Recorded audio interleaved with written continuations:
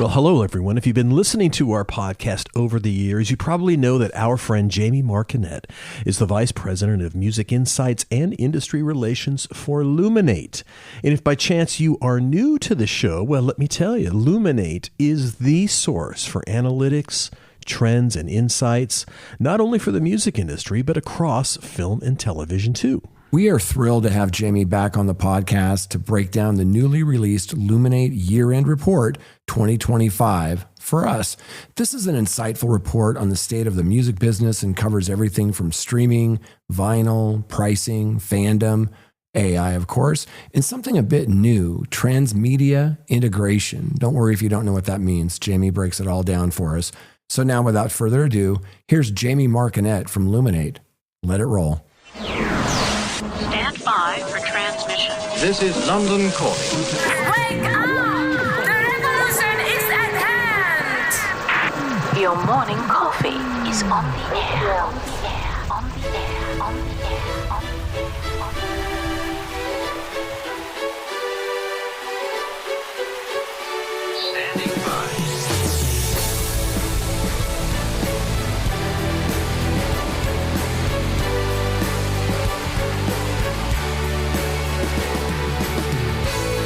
Your morning coffee, the weekly music news for the new music business.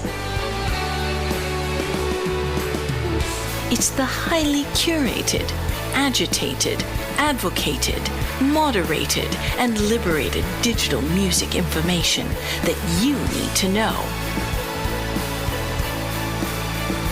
We are your digital music authority. And now from our studios in Hollywood, California, here's your hosts, Jay Gilbert and Mike Etchart.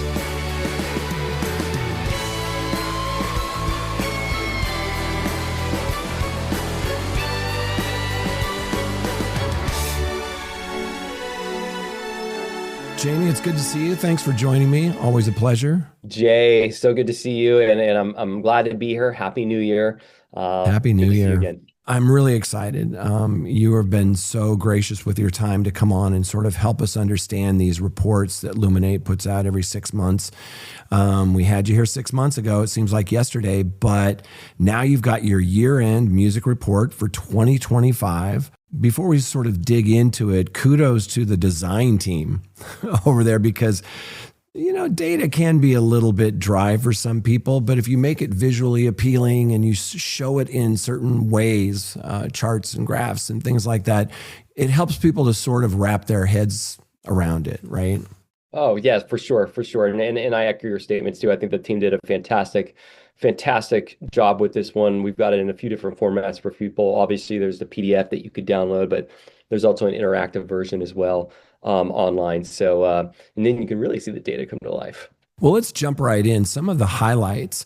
The first one was that just U.S. on-demand audio streaming, it reached 1.4 trillion streams, which is such an incredible number. The increase is a little less than 5% in the U.S. Talk a little bit about that growth. Yeah, it's slowed down, but it's still vibrant. No, you've hit on a very, very interesting number, actually, and interesting this year in a couple of new ways. But number one, yes, it's still growth, right? It's 4.6%. It's still growth. We reached the most streams we have ever globally, over 5 trillion streams. That was a new number. We hadn't crossed the 5 trillion threshold. So that's all great and really strong growth there. Obviously, in your Western markets like the US, Canada, others, you're going to have smaller numbers. I mean, streaming is just more mature here. There's not as high a ceiling, but the overall volume was really, really, really strong. And one of the things that we saw this year, and we go through it in the report, is that there was a streaming surge in the US. Typically what you see is that at the mid-year point, your year-over-year growth is a certain number. And typically what you would see is that number sort of declines by the end of the year. There's just a softening a little bit. And this is totally natural. And we've got a chart that actually shows how natural it is. But this year we had a streaming surge in the US in quarter three when all of the big pop releases started to hit. And that actually kept the US at a steady number from the mid-year report, if that makes sense. I believe the mid-year report had a 4.6, and that's what we ended with. Typically, we would have seen an ending number that's a little bit smaller due to that softening, but because of a streaming surge, and we actually ended up just about the same point as the mid-year. So, there was a surge there in Q3. And you mentioned global on-demand audio streaming, and that was up nearly 10%. So it seems like, some of these other markets, to your point, maybe aren't quite as mature as the US. Oh, yeah, for sure. And then if you look at the ex-US number too, right? The ex-US number is even higher, which really shows that, the concentration of new net audio streams every year is really coming from emerging markets and markets outside of your more mature ones that don't have as high a ceiling at this point. Yeah. And one of the other points that jumped out at me, because I'm always looking at the vinyl sales, is that it's increased for the 19th consecutive year, according to the report, growing by almost 9%. Talk a little bit about vinyl and how important are those two big record store days, the April and Black Friday record store day, for those numbers? Oh, they're I mean, those are really, really strong numbers. So number one, vinyl, yes, is increased again, 9%. Record Store Day continues to be a huge seller of the vinyl titles.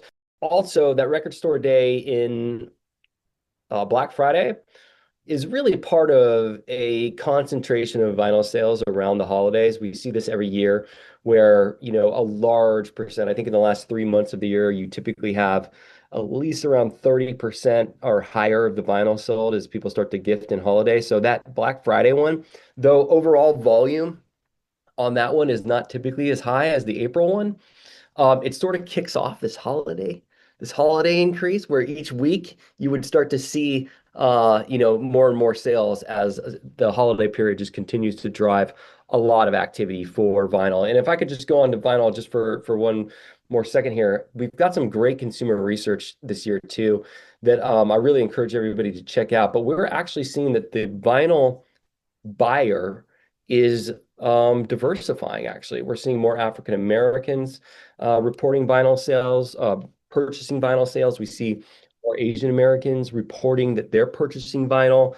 We're seeing that overall the numbers of Gen Z and millennials that are purchasing vinyl is going up. So I am not going to say, at one point, right, 10 years ago, maybe we would have said vinyl is niche. I wouldn't have said vinyl is niche, but we're definitely starting to see that the umbrella for who's purchasing vinyl is really starting to grow and diversify it. It's just a wonderful thing. That's encouraging. And you mentioned younger people. I can just tell you anecdotally, when I'm waiting in line at Record Store Day, over the past, I would say 5 years, every year I see younger and younger people there. And I find that to be super encouraging. And then on the flip side of that, US digital album sales, not surprisingly, have dropped about 16%.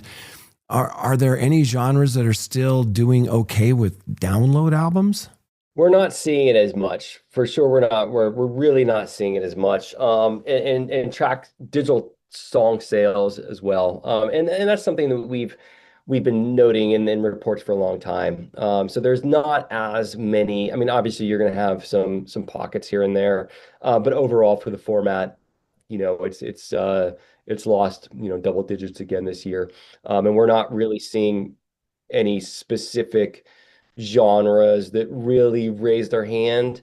So it's more across the board. It's not like, CDs, how K-pop has really driven a lot of CD sales. We're not really seeing some specific genres. It's more across the board. Got it. So let's talk a little bit about your highest growth genres. And I always find this super interesting because this never stays static. Every report that you do, there's some sort of shift in how genres are moving. Talk a little bit about what you saw this year-end report as it relates to genres. We look at genres in terms of how much more of the streaming pie did they get this year? And we look at it by share point change. If we consider, overall streaming just one big pie, right? What percent of the share did they grow? And we like to look at it this way because it takes the denominator into account. Several years ago, when we were just looking at year-over-year percent change, it occurred to me that if I had my own genre and my own genre got 100 streams, one year, and then I got 200 streams the next year, I'd be up 100%, right? And I'd blow all these other genres away. So we started looking at share point change because we thought that that was a more fair way to do it and understand the denominator as well. So our top 3 growth genres is what we're calling them in the US are rock, Christian gospel, and Latin. And each of these has really grown for different reasons, which is very, very interesting. Rock, we did a little bit of a deep dive in our mid-year report as well, but Sleep Token and Ghost, but that has continued on. You've got artists like Turnstile, and a lot of other rock artists. Obviously, if we're looking at, if we're taking catalog into example, the Goo Goo Dolls' Iris is a massive song this year. And so that continues to drive it as well. So really what we're seeing is that rock was growing. It actually has some of the most new current net gains in streams, 18 months or older. 18 months or younger tracks. Rock was doing great there, but we're really seeing a sort of a resurgence with rock. And then Christian gospel is actually accelerated its growth this year. It had grown a bit last year, but then I think like 0.1 or 0.12 share points, and then this year 0.25 share points. So it accelerated its growth. And we're seeing a new, younger, streaming forward Christian gospel fan come to the genre. And then also, there's collaborations. Brandon Lake and the Jelly Roll song Hard Fought Hallelujah and others have brought other people into it.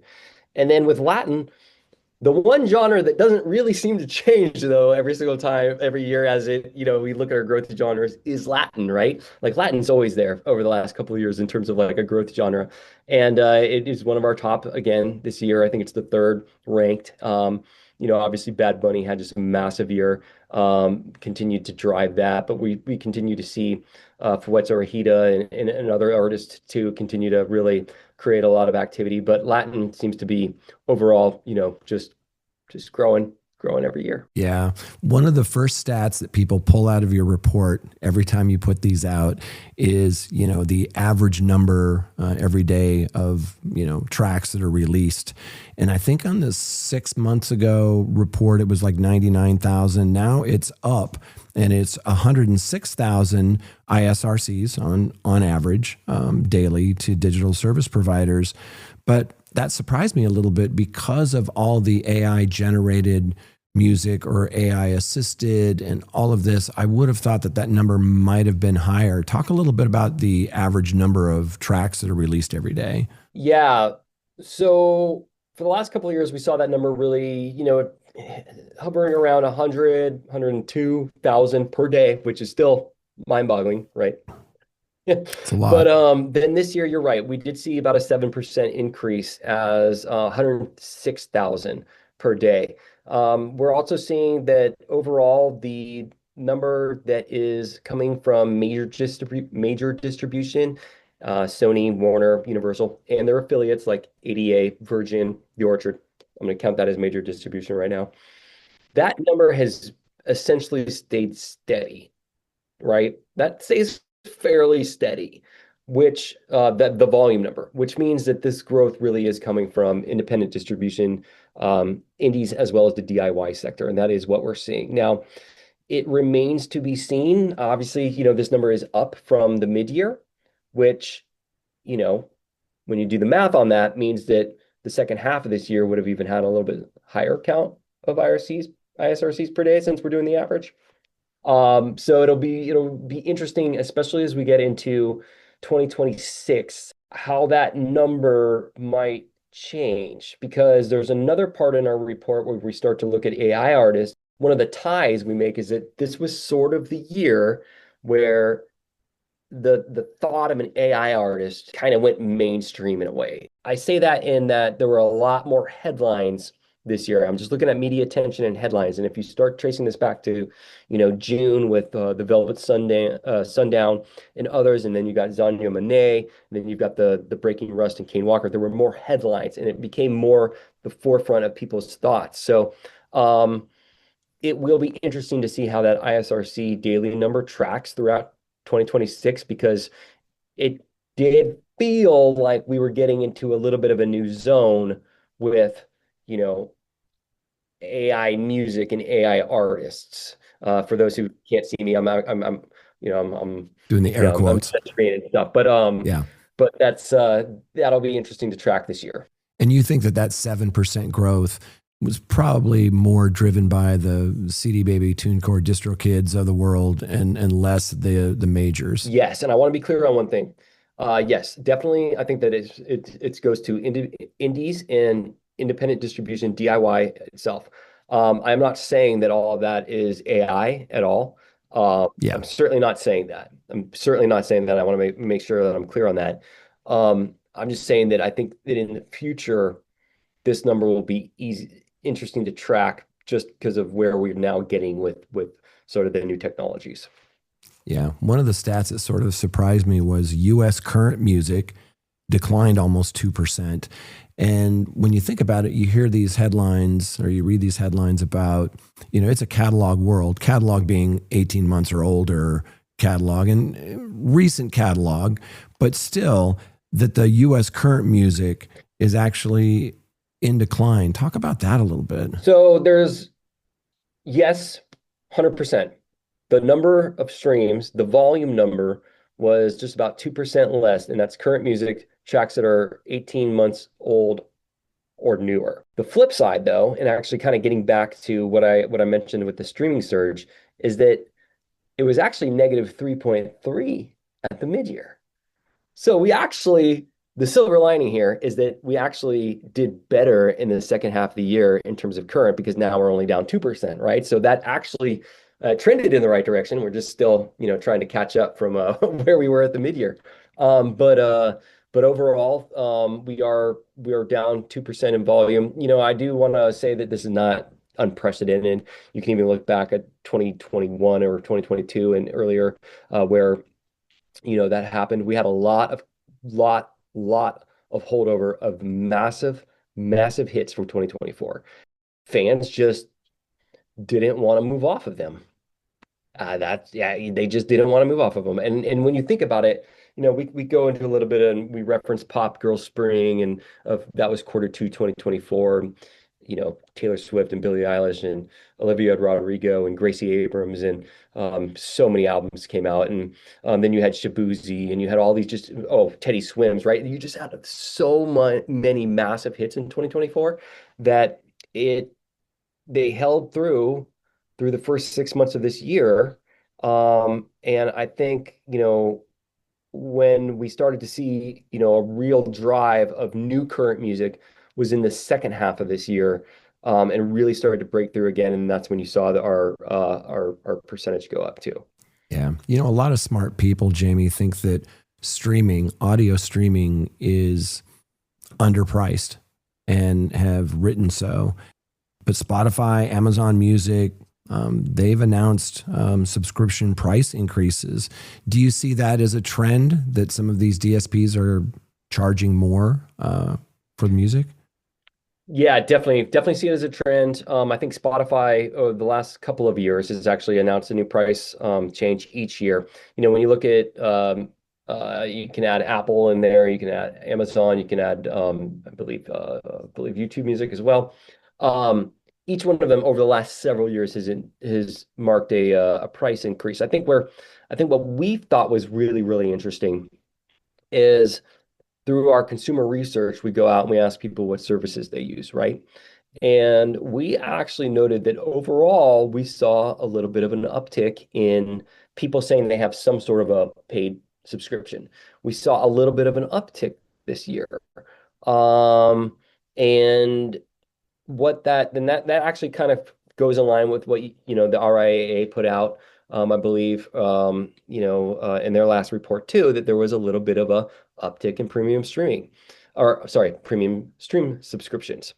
And this corroborates that as well, and also shows that there does seem to be a tolerance to these price increases, right? Like these price increases come, and we are actually reporting that we have more people saying they have premium subscriptions. So, it does look like people were fairly, tolerant of these price increases. And, I'm not the one to make those decisions, but there are market indications, right, that it could be okay. So we'll see what happens there. But what we saw in our data was that we did not see people, at the overall number, we saw a little bit of a rebound there. You mentioned this uptick.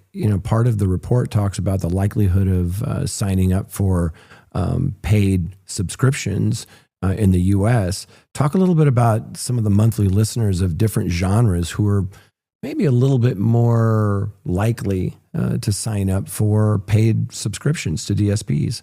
Yeah, thanks. So, and for everybody who's listening in on the conversation, what we go ask people in the U.S. and we ask them, hey, if you are not a paid music subscriber, how likely are you in the next 6 months to sign up for a paid subscription? And we are also able to then identify, which genre fans these are. And so what we found is that overall, your hip hop rap fans, your EDM fans, your Latin fans, those that are not currently paid music subscribers are actually the most likely of all to sign up for a paid subscription in the next 6 months. So, probably that points to Latin continuing to be a high growth genre. And then we start to see some other interesting ones as well. We actually saw that next up for genre fans who are not currently paid streamers, but could, was actually jazz. And I thought that was a really interesting call out that, after hip hop and EDM and Latin, that you actually had jazz start to be the most likely. We find that, jazz fans are audiophiles. They really, really care about sound quality, those sorts of things. And, what this could help show is that there could be some ways to potentially get these other fans, either jazz or classical or whatnot, by maybe creating some programs for them or things like that would entice them to come to your platform. But we did see that overall the genres that, hip hop, R&B and hip hop rap has, 1 out of 4 streams already. And it does look like it'll continue to, have high numbers given that most of the people who have not currently signed up yet for a paid streaming account, but are actually hip hop rap fans. Talk a little bit about what drives streaming outside of the US. What are those territories that are really driving streaming consumption now? Oh, wow. Well, in terms of premium, we're actually seeing that Latin America is really starting to go premium at a faster rate than other regions. Mexico and Brazil have entered the top 10 of the IFPI revenue markets as well. We're actually seeing in our data that more and more those markets are having more and more premium streams as opposed to ad supported, which is that growth has been pretty phenomenal. We do see Europe actually continue to convert to premium streams, and then we see Asia as well. Japan is kind of we did a bit of a case study earlier this year, or actually in 2025 now, where we looked at Japan and their ability to convert Gen Z ad-supported streamers to premium-supported streamers, and we're seeing that they are doing a good job of converting that, especially in a market that has historically been a little bit more physical music-based. We're seeing more premium come out of Japan as well. So, we are seeing territories, but I think Mexico and Brazil sort of leading the way for Latin America has been a really, really interesting development. And, really goes right in line with what the IFPI is reporting in terms of Mexico jumping up into the top 10. Yeah. Japan is such an interesting market because when I think of Japan, I think of always being first to technology, but yet they're the top, physical market, and they still love their physical goods and still have, a lot of Tower Records locations. Are you finding that still with Japan? Yeah, we are. And one of the things that I wanted to touch on really quickly too, when you brought up Japan, is just sort of what the super fans in Japan are telling us too. And it kind of corroborates exactly what you just called out. And so when we look at the top attributes of the super fan in Japan, and at Luminate, we have a full set of, I think it's 13 different activation channels. And once one consumer has told us in our survey that they do at least 5, then they become a super fan. And so in Japan, the number one activity of super fans is attending live music. The number 2, purchasing physical music. The number 3 is purchasing physical merch. And those are fairly, common, but, we also looked at the United States in this, and we looked at India in this as well. And really, it was only Japan that had those 2 sort of physical purchase points in the top 3 that really underscores, what you just kind of said about the market and how much they've kind of held on to the physical formats, but then there is a fandom part of it as well, that they're purchasing the physical music in the merch too, and that's 2 of the top 3 activities. That's super interesting. I'm glad you brought up super fans because I wanted to ask you about that. In the report, it talks about super fans, and it notes that K-pop is super effective at converting fans, and it talks about super fans that listen to music outside of their own market. I'm glad you touched on that, Jay. This was probably one of my favorite findings here in our report this year. So much of the superfan conversation has been about the immediate local impact that superfans have, right?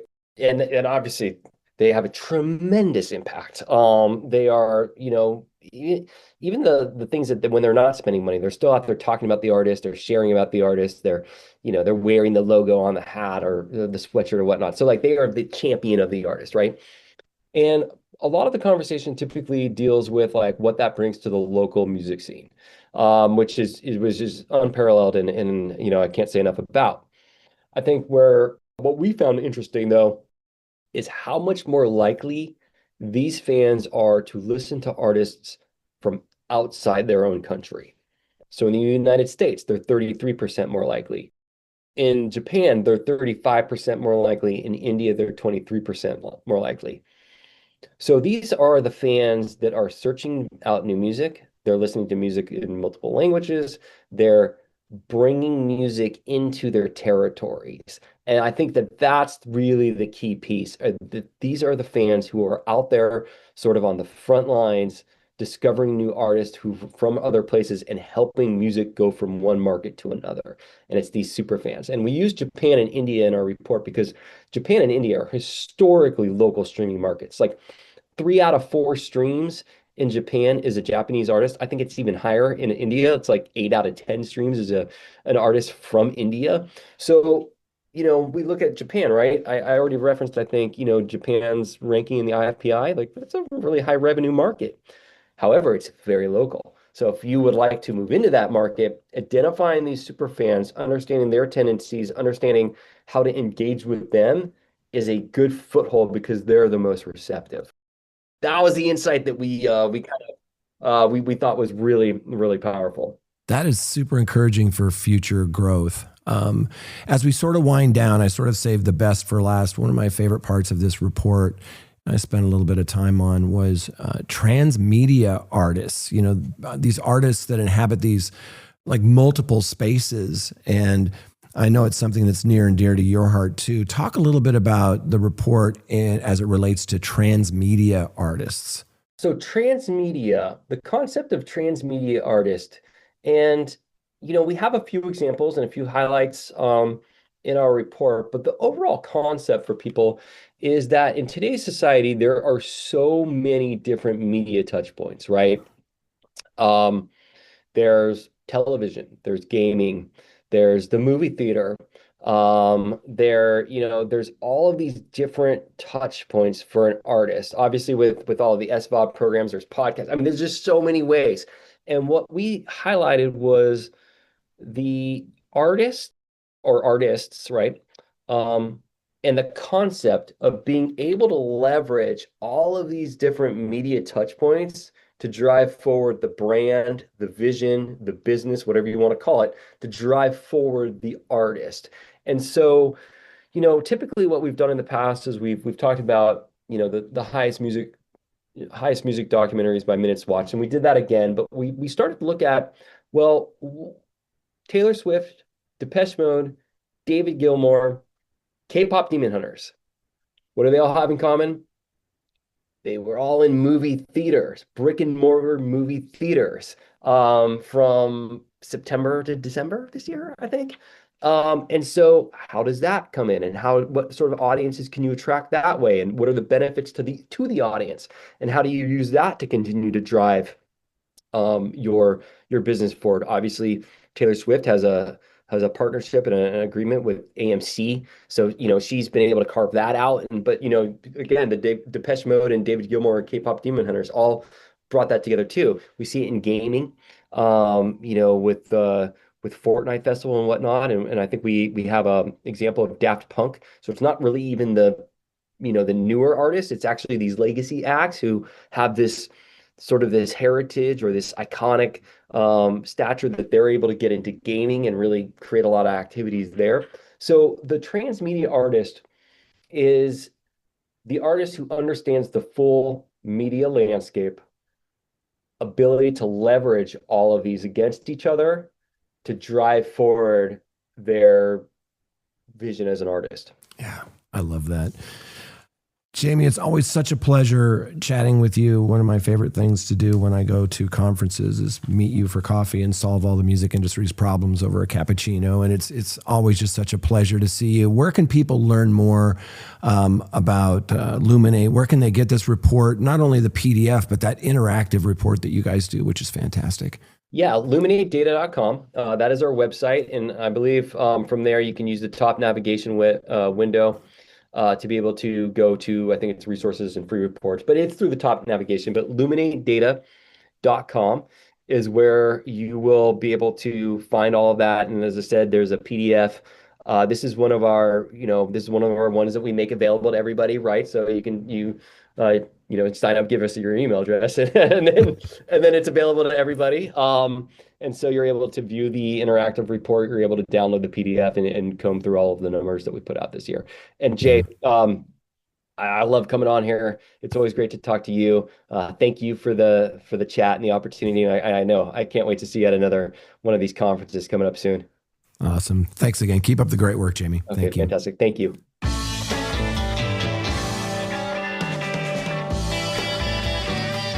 You've been listening to Your Morning Coffee, the weekly music news program for the new music business. Join Jay Gilbert and Mike Etchart next time for the digital music news you need to know.